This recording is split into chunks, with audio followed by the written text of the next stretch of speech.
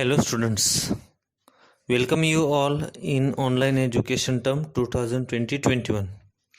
Students, have you finished the questions related with we shall overcome?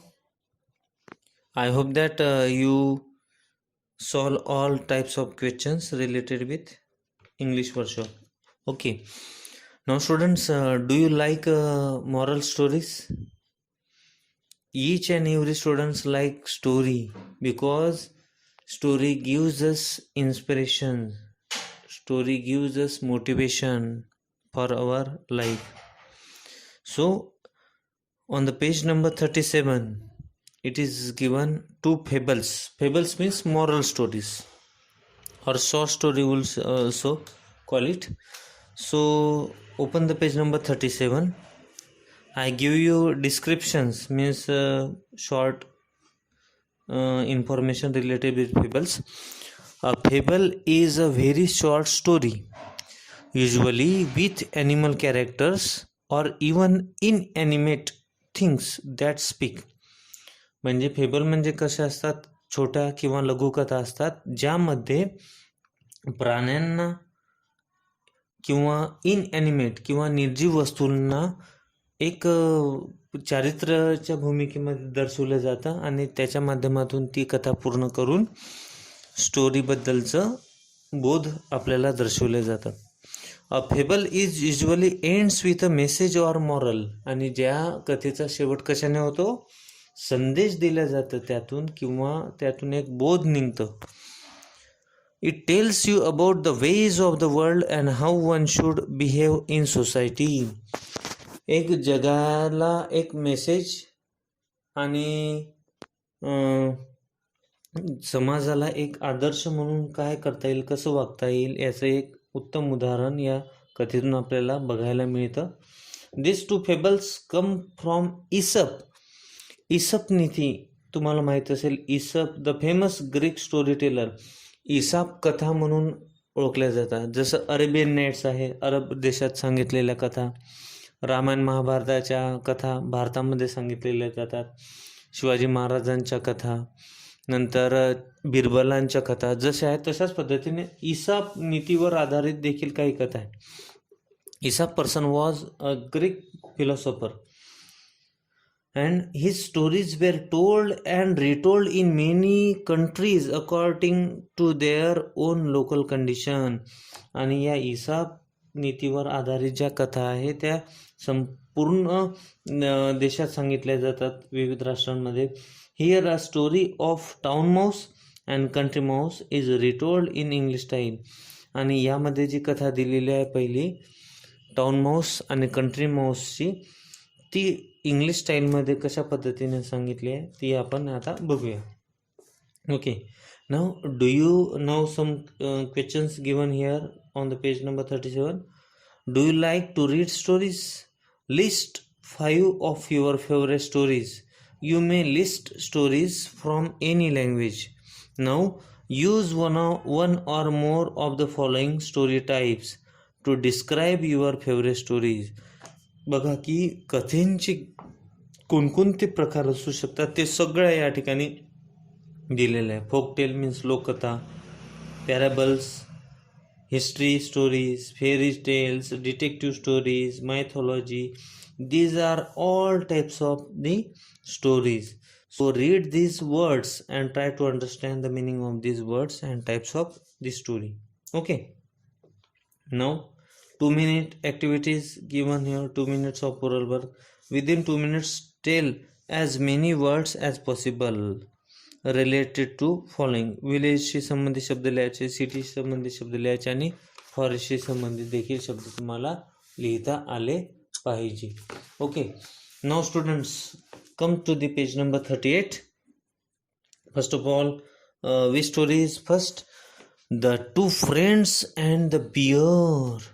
To friends, दोन मित्र आणि काय की एक अस्वल, यावर आधारित ही कथा आहे.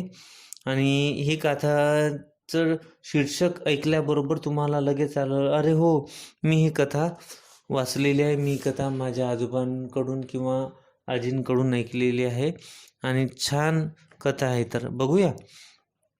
Two friends were traveling together through a wood when suddenly they came across a bear. The bear saw the travelers and rushed out upon them. बघा काय झालं, दोन मित्र कुठे फिरत होते, जंगलात फिरता फिरता जंगलात वाट भटकले.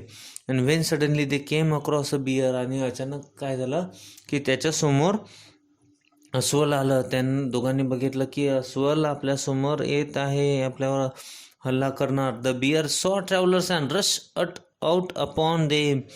आणि जसं अस्वलाने त्या दोघांना पाहिलं, त्या दोघांकडे आक्रमण करण्यासाठी, त्याच्यावर झडप घालण्यासाठी धावायला लागलं. So students, two friends were travelling together.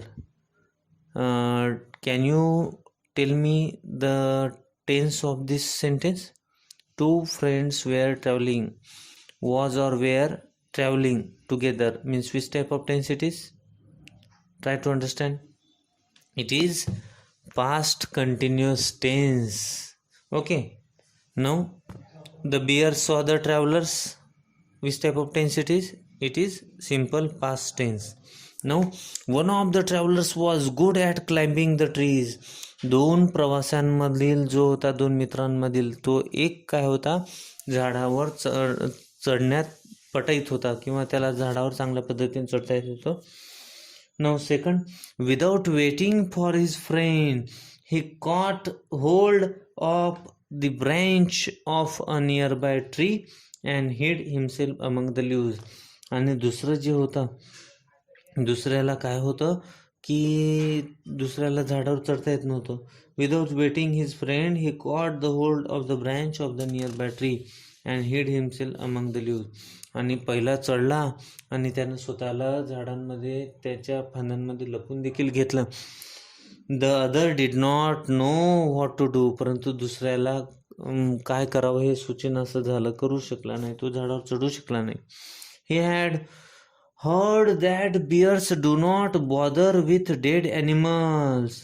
He had heard that bears do not bother with dead animals. आणि त्यानं बघितलं, त्यानं एक ऐकलं होतं कोणाकडून तरी, मोठ्याकडून, थोरांकडून ऐकलं होतं की जे मृत झालेले प्राणी असतात, मनुष्य असतात, त्याला कुठलाच प्राणी हानी पोहोचू शकत नाही, त्याला काहीच करू शकत नाही, हे त्यांना ऐकलं होतं. So he threw himself flat down upon the ground with his face in the dust. आणि म्हणून त्याने स्वतःला काय केलं की मातीवर लोळवलं आणि कुठलाही श्वास न घेता मेलेल्या व्यक्तीप्रमाणे, मृत झालेल्या शवाप्रमाणे काय झालं की त्याने स्वतःला मातीत लोळून घेतलं आणि तो तसाच जमिनीवर निश्चल अवस्थेत, म्हणजे कुठलीच हालचाल न करता पडून राहिला. The bear coming up to him put its muzzle close to his ear and sniffed. आणि काय झालं की प्राणी, बघा प्राणी काय करतात, पहिले सुंगतात म्हणतात, सुंगणे, जसं कुत्रा जसा सुंगतो ना काही वस्तूला, लगेच त्याचा तो गंध घेतो, तशाच पद्धतीनं तो बियर देखील त्या मेलेल्या, म्हणजे त्या पडलेल्या त्या मित्राकडे गेला आणि त्याला सुंगण्याचा प्रयत्न केला, पाहिलं तो जिवंत आहे का. मग त्याला वाटलं की अरे हा तर निश्चल पडलेला आहे, म्हणजे तो मृत झालेला आहे. So he threw himself but the man lay very quietly on the ground and did not even breathe. म्हणून त्याने, त्या मित्राने, दुसऱ्या मित्राने जो झाडावर चढता आलं नाही, त्याने काय केलं, स्वतःला मातीमध्ये लोळवलं आणि निश्चल विना श्वासाने त्या ठिकाणीच पडून राहण्याचा प्रयत्न केला. At last with a growl it shook its head and slouch of.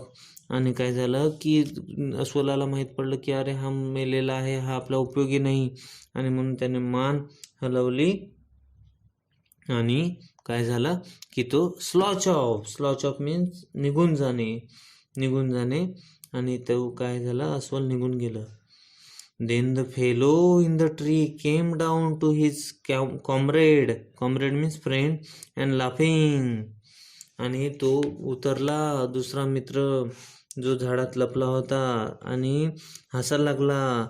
Sed, what was it that master Bruin whisper to you? अरे महाशय, तुझ्या कानामध्ये अस्वल काहीतरी सांगून गेलं बेटा. काय? तुला तर काहीच नाही केलं, फक्त अस्वल तुझ्या कानामध्ये काय बोलला काहीच माहीत नाही. पुटपुटला. तुला सांग बरं काय झालं तर. Which type of sentence it is? What was it that master Bruin whisper to you? काय, कोणत्या पद्धतीचं सेंटेन्स आहे? So when there is a question mark, so it is interrogative sentence. It is interrogative sentence. Okay.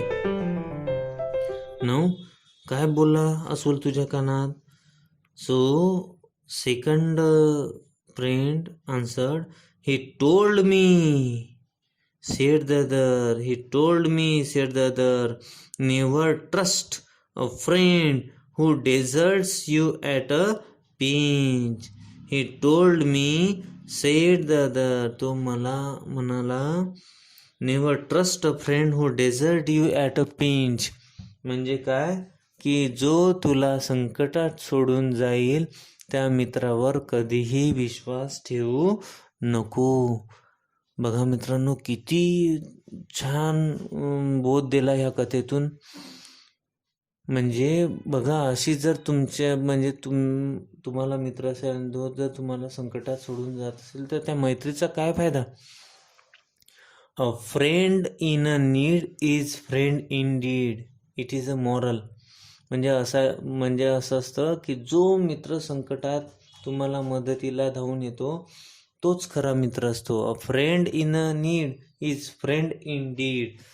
So you must understand this moral and keep and follow this moral in your life and never trust a friend who desert you at a pinch. आणि अस्वलानं जसं तुम्हाला संदेश दिला की अशा मित्रावर कधी विश्वास ठेवू नका जो मित्र तुम्हाला काय करून जाईल, संकटात सोडून जाईल. So students, this is one of the stories. This is one fable, two friends and the beer.